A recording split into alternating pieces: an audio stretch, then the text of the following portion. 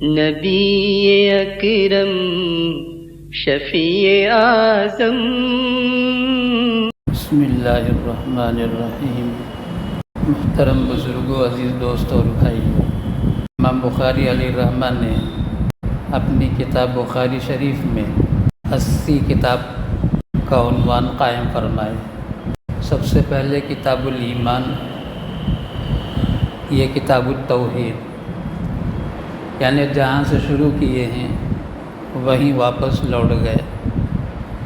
جیسے سورہ یاسین شریف میں اللہ تعالیٰ فرماتے ہیں وَمَن نُعَمِّرْهُ نُنَكِّسْهُ فِي الْخَلْقِ أَفَلَا يَعْقِلُونَ، ہم نے انسان کو پیدا کیا، پرورش کیا، بڑھایا، پروان چڑھایا، جب عمر بڑھ گئی تو پھر ریوائز ہو جاتے ہیں، یعنی جب عمر زیادہ ہو جاتی ہے انسان کی تو وہ بچپن ان کے پاس لوٹ آتا ہے۔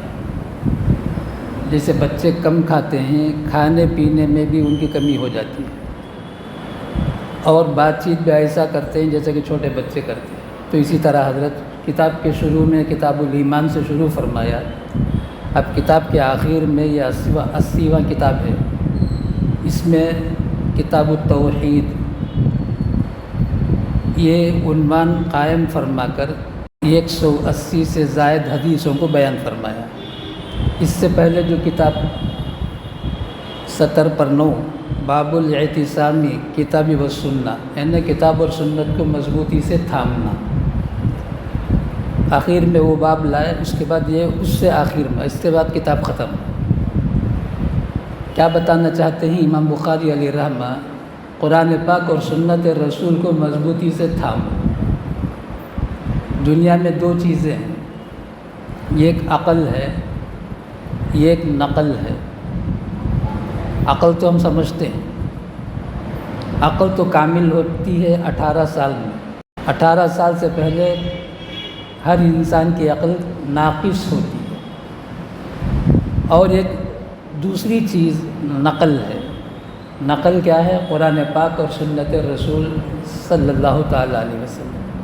اگر کہیں ہمارے سامنے نقل آ گیا قرآن پاک اور سنت رسول تو اسے آنکھ بند کر کے لے لینا چاہیے، وہاں عقل کو نہیں چلانا چاہیے، اس لیے کہ عقل فقط نہیں ہے ہمارے ساتھ، نفس بھی ہمارے ساتھ لگا ہوا ہے۔ اب فیصلہ کرنے میں دشواری ہوگی، یہ عقل سے یہ فیصلہ ہے یہ کیا نفس سے فیصلہ ہے؟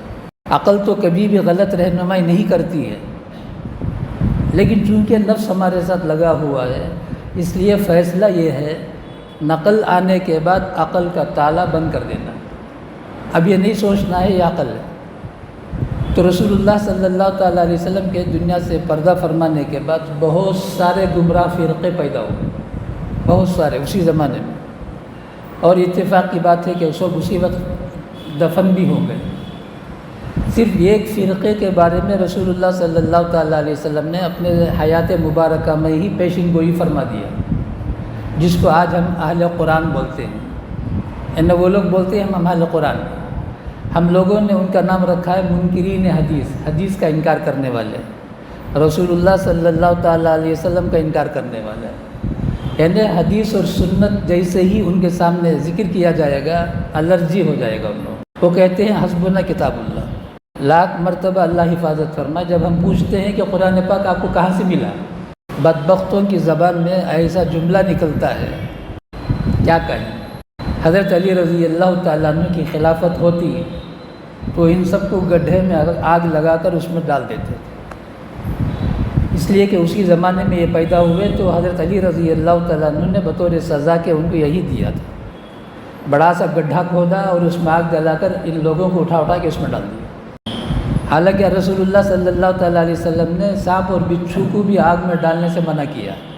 یہ لوگ اتنے خبیث ہیں، جب ان سے پوچھا جاتا کہ قرآن پاک تم کو کہاں سے ملا تو وہ کہتے ہیں وہ تو بولتے ہوئے بھی مجھے، وہ لوگ بولتے ہیں کہ محمد کے ذمہ تھا پہنچانا، جیسے پوسٹ مین خط پہنچاتا ہے۔ بدبختوں کا یہ کہنا، اس کا پس منظر یہ ہے، وہ لوگ یہ کہنا چاہتے ہیں جیسے پوسٹ مین اس کے اندر کیا ہے نہیں جانتا ہے، خط لا کر دے دیتا ہے، رسول اللہ صلی اللہ تعالیٰ علیہ وسلم نعوذ باللہ قرآن پاک لا کر ہم کو دے دیا، قرآن پاک میں کیا ہے وہ بھی نہیں معلوم نبی علیہ السلام۔